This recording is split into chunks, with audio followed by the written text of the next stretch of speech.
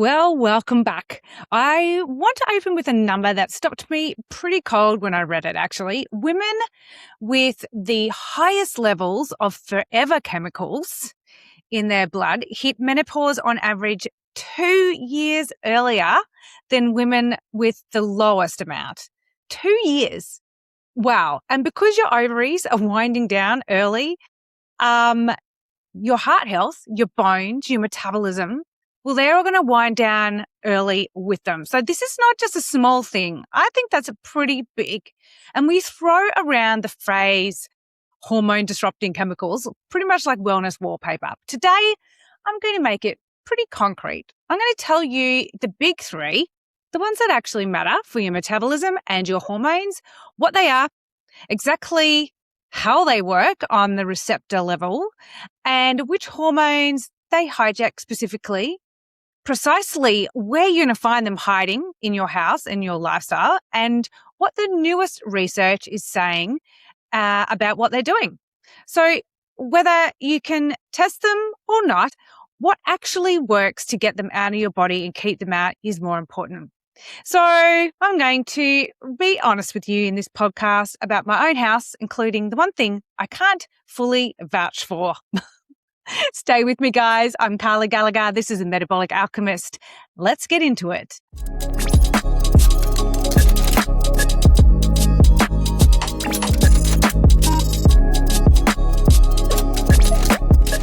So 2 things before we start, because I refuse to kind of do that fear-based health content because it's pretty scary. Let's just admit it. The big wide world out there, it's got a lot of shit in it. Not only do we have to deal with shit people, shit relationships, shit work situations, we also have to deal with shit in our food, in our water, in our clothes. Ugh. If it's not just having to just deal with life, we've got to deal with all that too. Number 1, progress, not perfection, ladies. That's all I'm going to say. Podcast over. Just joking. By the end of this, you will not need to sprint to the bin with a garbage bag, I promise. You literally cannot shop your way to zero exposure. The system's rigged, just like life and the government. So you cannot genuinely avoid any of this. So instead, I'll show you why. The goal is lowering the load, not achieving purity. Number 2 in this podcast is a concept that unlocks the whole episode, really: accumulation and dose. So these chemicals that I'm going to talk about, they split into 2 band camps. Some your body clears in hours. Yay! But you're redosed every single day. So it never gets clean and you never get a break. Boo. The other band camp literally stays in your blood for years, building up with every single exposure. Oh no. The difference: fast but relentless versus slow and forever. So that decides everything about how you handle each one of them, actually. So hold on to your hats. Let's get into it. Oh, and remember, our framing is our episode number 29. Your metabolic hormones are insulin and cortisol. Your sex hormones are estrogen, progesterone, and testosterone. So these chemicals are such troublemakers because they don't actually respect the line that we have drawn in the sand. No, they don't. They walk up to your estrogen receptors and they impersonate it. They jam your thyroid, your metabolic thermostat, and those pesky bloody chemicals that interfere with our insulin signaling all at once. These guys are party poopers, I'm telling you. That's why when we hit perimenopause and menopause, it can hit us all very specifically and differently. So you're already in this hormone transition, ladies. These things are just going to pour petrol on it. Let's just find out who these pesky things are. Let's meet the big 3, shall we? Right. Number 1, first off, PFAS.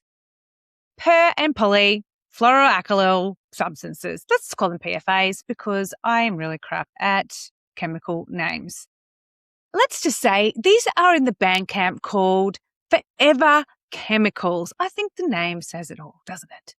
How do these forever chemicals work? Well, unlike most pollutants, these PFAS don't sit quietly in your fat. No, they decide to bind to the proteins in your blood and then circulate.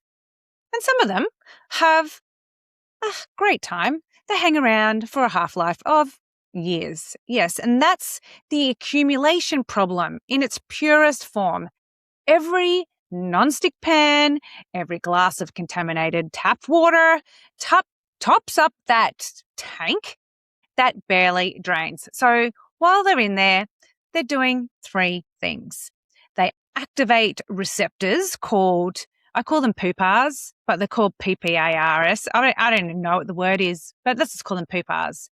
They're really the master switch for fat storage and lipid metabolism. So these PFAS, which is why scientists literally classify them as obesogens.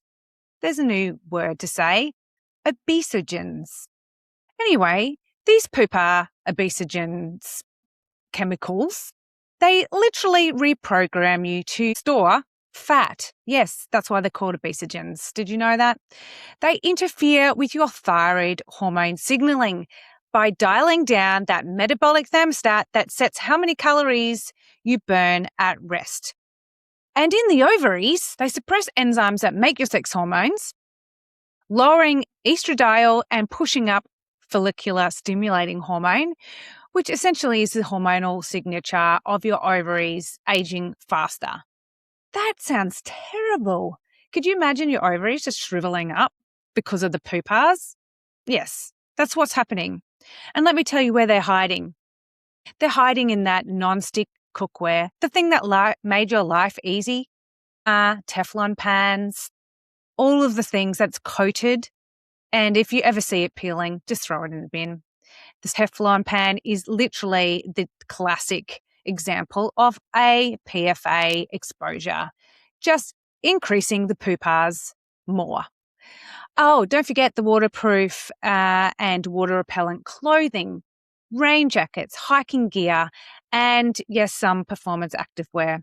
Hold on to that thought because I'm going to come back to that. Don't forget stain-resistant carpet and couches and that thing called Scotchgard that we use on our shoes because, let's just say, no one wants to stain their brand new Reebok Nike Maxes. Is that what they're called? I'm really not a shoe person. Hope my husband's not listening. Anyway, where else are these PFAs? They're in grease-proof packaging, typically fast food wrappers, which I know, ladies, you're not eating. The microwave popcorn bags, do not have microwave popcorn. Do not.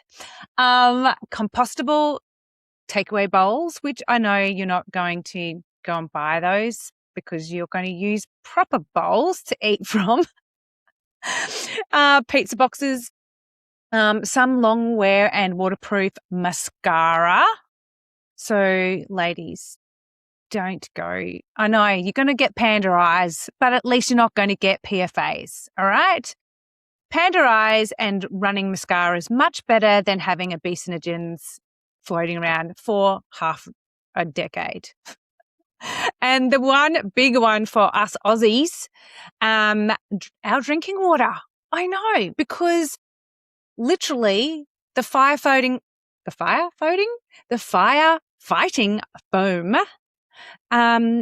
near the defence bases. Let's just go back to the Victorian, Williamstown and Oakley contamination debacle. You're drinking it all. So water and food are your major routes for PFAs that put the PFAS into your bloodstream, not your leggings. And I'll come back to that because I know that really matters. So what they do to you. Here's the study that speaks straight to every woman who's done everything right. In a 2-year weight loss trial, the people who started with higher PFA levels in their bloodstream, they ended up regaining more weight after losing it than the lower PFA ladies. And the likely mechanism was that their resting metabolic rate recovering more slowly because it impacted their thyroid, remember? And the effect was strongest in women compared to men. So higher forever chemical load, more regain of weight, and a poorer metabolism that won't bounce back. And then the menopause finding in a study of over 1,000 midlife women. I love how they call us midlife women, although we are midlife, aren't we? Followed for 17 years. They followed these midlife women. And those with the higher PFA levels reached menopause about 2 years earlier. I mentioned that in the opening phrase. And the researchers were pretty blunt that even a couple of years earlier, meaningfully worsened cardiovascular health, bone health, and quality of life. So that's episode 22, guys. Bone and heart health being dragged forward in time by something in your tap water. Please give us a break, tap water. I don't know about you, but I cannot drink tap water. Do not serve me tap water at a restaurant. I am leaving. All right, number 2, the other chemical. Let's get onto them. Phthalates. You can say phthal or it's phthal or it's phthal. Anyway, it starts with a PH and ends with an S. These plasticizers, and this one's going to change how you read a label forever because the word to fear isn't a chemical name. It's called fragrance. And I can actually say that word. How do they work? No, not the fragrance, but the phthalate. Well, they are the opposite of PFAS on the clock, basically. Your liver, thankfully, our liver clears them in a matter of hours. Great. Thank you, liver. On to the champagne. No, but we're re-exposed constantly. So really, functionally, you're never really without them. Oh, I'm such a party pooper.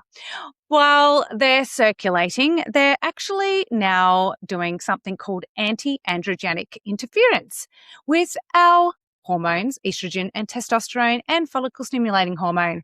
And critically, for us women who are now labelled midlife, anti-Müllerian hormone. No, it's not anti-malaria. It's called Müllerian, AMH, and this is the mark of how much ovarian reserve you've got left. Yes. How much have you got left in your shriveled up ovaries? Yes. They also hit the same PUPA and insulin signaling pathways as PFAs, and they crank up oxidative stress and inflammation. Love these things called fragrances. So the mechanism is a triple hit on the metabolic hormone and inflammatory pathways. And where are these lovely fragrances hiding? Well, it's really phthalates in anything soft and flexible, plus anything scented, obviously. Perfume, cologne, and I cannot stress this enough, anything that has the word fragrance or parfum on the label. I bet your bottom dollar if you go around your house and pick up a scented candle thinking that it's an essential oil candle, if it's got fragrance or parfum on it, then throw it in the bin. That is a nice smelling candle, but it's not great for your pupas, right? Because that single word can hide a cocktail of phthalates. Scented candles, plug in the air fresheners, those things that float. Oh my God, don't get in a taxi with one of those scented things, doilies hanging off the rear view mirror. That is just smelling phthalates. It's in everything. Scented laundry powders, softeners, most conventional body lotions, shampoo, conditioners, nail polish, hairsprays. Just go to the personal care section of the supermarket and you'll probably be walking into phthalate heaven. Not to mention the good old vinyl shower curtains. I'm hoping some of you might have thrown them out by now. They're just a waste. You've got to clean them. So just throw them. Shower curtains, soft plastic toys, cling wrap, yes, vinyl flooring. And it's also through food. Anything that's traveled through plastic tubing or sat in a plastic packaging, which is why processed and packaging food carries a lot more phthalates. Well, what can they do to you, Carly? This is something new. New research study, 2025 global study, estimated that one common phthalate called DHP, DEP, was linked to around 356,000 deaths from heart disease in a single year. And earlier work from the same group tied phthalates to nearly 100,000 premature deaths of Americans aged between 55 and 64. Whew, with the results holding even after adjusting for diet, activity, body weight, existing heart disease, diabetes, and other hormone disruptors like BPA. Can you believe that? I don't know how they studied that, but they found that it was there.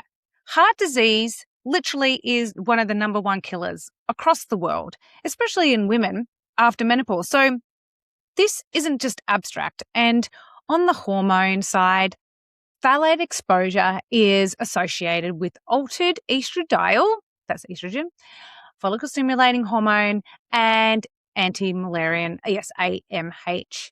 And with the timing of natural menopause, in all other words, accelerated ovarian aging. So you're shriveling up your ovaries. Let's just say that. It's so much easier than pointing it out. The plasticizer in your favorite scented candle is in the same conversation as your ovarian reserves. Great.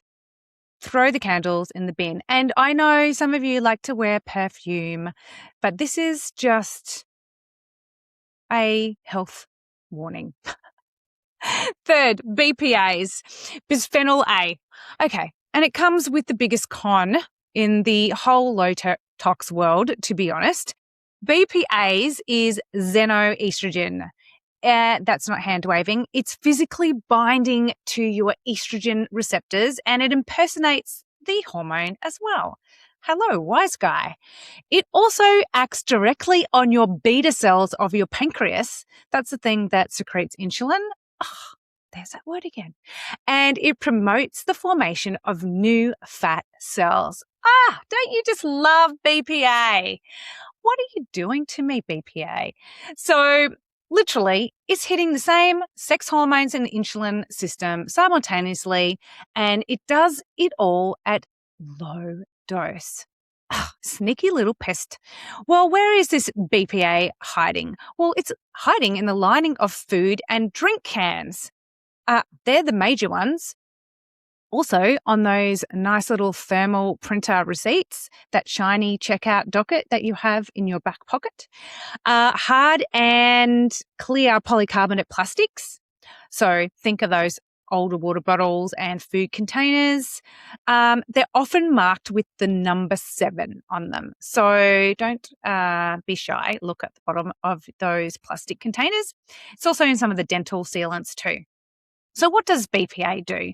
Well, BPAs are now linked to metabolic disease at a staggering scale. A new study back in 2024 attributed over 130 million cases of obesity, type 2 diabetes, and metabolic syndrome globally to BPA exposure. That is a freaking lot. And Europe's Food Safety Authority was concerned enough that in 2023 it slashed the tolerable daily intake for BPA by orders of magnitude. Now, the con. When the public got scared of BPA a few years ago, at least, manufacturers and their marketing team slapped BPA free on everything. And we all thought, oh, great, it's BPA free. Nice, put that in my grocery trolley. But here's the truth.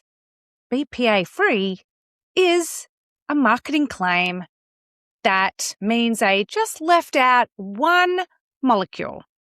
And they often then replaced it with something called BPS or BPF, which are basically near identical structural cousins that the studies show are just as hormonally active and sometimes worse. So, hello, I hate marketers. I shouldn't say that. I love marketers, but I hate the lies. Do not lie to me. Scientists call that regrettable substitution. I call that plain being rude. So the safe looking, BPA free bottle may be delivering an equally disruptive chemical under the cleaner label. So the lesson: stop chasing free from stickers and go on the material first. Glass and stainless steel, don't play the substitution game. So, and where's this all heading? Just take me to the end. The frontier right now is on the horizon. We're not only dealing with these big three chemicals, we're now dealing with microplastics, the tiny fragments these plastics shed. So recent research found that people with microplastics and nanoplastics lodged in the plaque of their arteries had a higher risk of heart attack, stroke, and death. The science is young, and I won't overstate it, but the direction is pretty clear. It's not just chemicals leaching out of the plastic. It may be the plastic itself ending up inside us. That sounds terrible. But watch this space. It's going to all blow up soon. Again, the question is, and I know you're screaming at your phone, Carly, how do I know if these are built up in me? And how can I get tested? The short answer is, well, sort of, with big asterisks. I'll do two hands. For PFAS, there's a blood serum test you can probably go and grab from Quest, and a few other specialist labs will run them. For phthalates and BPAs, because they clear so quickly, you're really just measuring the breakdown of the products in the urine. A snapshot at best. And so really, it's not really going to be worth your money.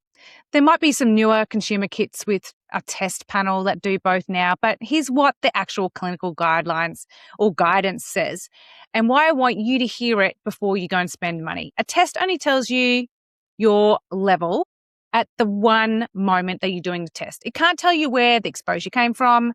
It can't predict whether you will get sick from it. And there's no agreed level at all, which we all agree to, that is the dangerous number. Or here's the treatment, even for that matter. And the kicker, biomonitoring shows the vast majority of people, around 96 to 98%, already have detectable PFAS. So basically, you're just testing to tell yourself that you've got it when pretty much everyone has got it. Everyone does, which means for most of us, the test answers the question we already know the answer to, and the money is far better spent on lowering the inflow than confirming you're human. Testing only earns its place for people with generally high, unusual exposures and maybe displaying random significant symptoms that might be contributed to chemicals that you need to test for. So for everyone else, reduce, don't just measure, jump on the measuring bandwagon. So let's talk about what actually moves the needle. And I want to start with water because I flagged it before, and I'm just big on the water thing, right? Water first. And I'm sorry, but your Brita jug is basically doing nothing here. A standard carbon pitcher, which has a Brita label on it, and most fridge and jug filters, is not certified for PFAS. And in independent testing, it removes pretty much nothing. Brita's standard filter removes roughly 0% of PFAS. They're built on chlorine taste and odor, so not chemicals. What actually works is one of two things: reverse osmosis, and you need to look for a certification, an NSF certification, which removes upwards of 97% of, or a proper activated carbon block or anion exchange system, again, specifically certified to NSF ANSI levels. The magic variable is contact time. So a thumb-sized pitcher cartridge that water rushes through in seconds, it can't grab those big PFA molecules. It needs to be a dense certified block or reverse osmosis membrane. One more counterintuitive one. Don't try to boil the chemicals out. We're not on Alone. We're not. Do you watch Alone? I watch Alone. I love it. I don't know how they drink. Oh my God. We can't boil it out. We can't boil chemicals out. Boiling actually is only going to concentrate the PFAS because the water leaves and the chemicals stay. So if you change one big thing after this episode, make it properly certified water filtering drinking water. Go out, find one. I can't recommend them enough. Your life will change when you taste proper filtered water. Okay, what else in the kitchen? Well, I want you to go and retire all those scratched non-stick pans and pots and things that you cook in and go and replace them in time, just one by one as you can afford them with something called cast iron, stainless steel, or even ceramic. When you go and change all your plastic Tupperware containers and things like that to store food in, swap them over for glass or stainless steel. Never, ever the plastic. Never. And also, never, ever microwave in the plastic. We all know that one. Or under cling film. Just don't use plastic in a microwave. Heat plus fat plus plastic is basically leaking into your food. So always use glass in the microwave. And if you need to, just put a paper, square over the top of it, like some paper towel, and it'll stop from making explosion, I think. Anyway. And don't leave your drink bottles or use the drink bottle that's been in the car. We've all had those in the back seats, and then you pick it up and it's not so hard and firm anymore. It's now a squishy drink bottle. Do yourself a favor, go and replace that because it's all gone. It's gone. Also, have a look and cut back on things in cans. Definitely, obviously, soft drinks. We don't do soft drinks, but even your canned, tinned tomatoes. Instead, get the glass passata jars. So much better than anything in a canned tin. And then lastly, the fragrance. The fragrance has the highest leverage swap after water. And I'm going to do a side eye as I say that word everywhere. This is where I'll share what I actually do. I make my own perfume. Isn't it funny? Like, no one actually ever says you smell great. I hope that they don't think I smell bad.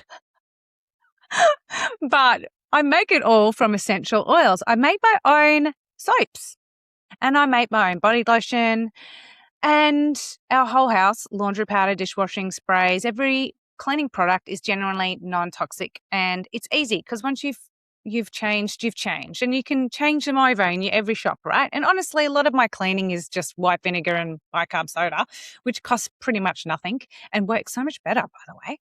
So you do not have to go as far as I have. I'm sure you can find natural soaps, products and things like that in your health food store or your supermarkets these days, but go to your farmer market. That's where I used to sell all of my products that I used to make at the farmers markets. And you don't have to make it yourself. But literally, swapping synthetic fragrance products for fragrance-free essential oil or DIY versions is one of the single most effective things you can literally do to avoid fragrance, because fragrance is everywhere. Also, receipts, decline the paper receipt. Go digital. That thermal docket is surprisingly a huge chemical source of BPA. And maybe at the same time, go around and do a little bit of an audit of your house. Especially your makeup. The average woman puts on hundreds of chemicals daily through the skin, and our skin absorbs all of it. It's one of our biggest organs. Yes, our skin is an organ. So go for fewer ingredients, natural products. Trust me, fewer products is generally better. I don't use a lot of products, to be honest. Maybe that's why I'm aging faster. But I don't use a lot of product. My face routine is very boring. And then where else? Oh, your wardrobe, where I have to be honest with you, this is where This is interesting because I wear Lululemon. And if you follow this stuff, you'll know that Lululemon recently copped it in America by the Texas Attorney General, who opened an investigation in 2026 into whether they'd greenwashed over PFAS in their active wear. Now, Lululemon's response was that they don't use PFAS. They phased it all out in 2023. But that even back then, it had only ever been in a small percentage of their water repellent items, and that they have third-party testing. So there was no wrongdoing, but it's an open question, really, about whether this is marketing or not proving contamination in what you're wearing today. Who knows? So I worry that you think I'm a hypocrite standing here in my Lululemon leggings. Here's the thing that actually helps me sleep at night over that one. And this is not a spin. It's the science. Experts are clear. PFA exposure from clothing is pretty minor compared to how much you drink or eat it. So my leggings that I'm in for 15 minutes are not probably my problem. Your tap water absolutely is. This is exactly why I have a reverse osmosis water filter.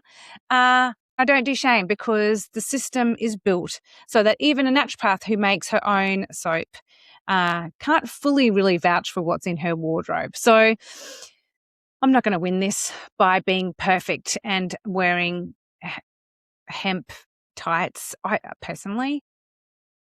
And if you have a activewear label out there that has PFA-free activewear, sure, send me your leggings. I love to try it out. I've always found that they're all very baggy and loose and I don't feel great in them, but your brand might actually set the record. But your water, ladies, your fragrance, your cans, and letting go of the small stuff. Focus on the big things. So here's what I want you to walk away with. And it's the opposite of being overwhelmed. So much of midlife feels like it's happening to you. This isn't that. And your body is actually extraordinarily good at cleaning all of that short-lived stuff out. The phthalates, the BPAs are largely gone within 1 or 2 days of reducing exposure. So the small amount is not going to be a deal breaker. Just give it less to carry and it will do the rest. And that forever chemical stuff, the one thing that will absolutely change your life and the health of your family and reduce your exposure to forever chemicals is the water filter. Getting a certified reverse osmosis or one of those to remove all that chemicals is probably the one thing that I would do more over any other detox protocol out there. Change your water. If you wanted my free 7-day metabolic breakthrough, the link to start is below. And if you're ready to go all in coaching, you'll be able to do that with me as you get to the end of breakthrough and come and join me in magic. That's all for me today. Go out and drink that forever chemical free water. I'll see you in the next episode. Thanks for sticking around. And that's a wrap. Phew. If something clicked for you today, I've got all the links to my favourite products, supplements, and exactly where to buy them waiting for you in the show notes. Just head to the show notes for the links to those pages or my website, inner-alchemy.com.au, and let's turn those frustrating symptoms into your comeback story. Thanks for sticking around. I'll see you in the next episode.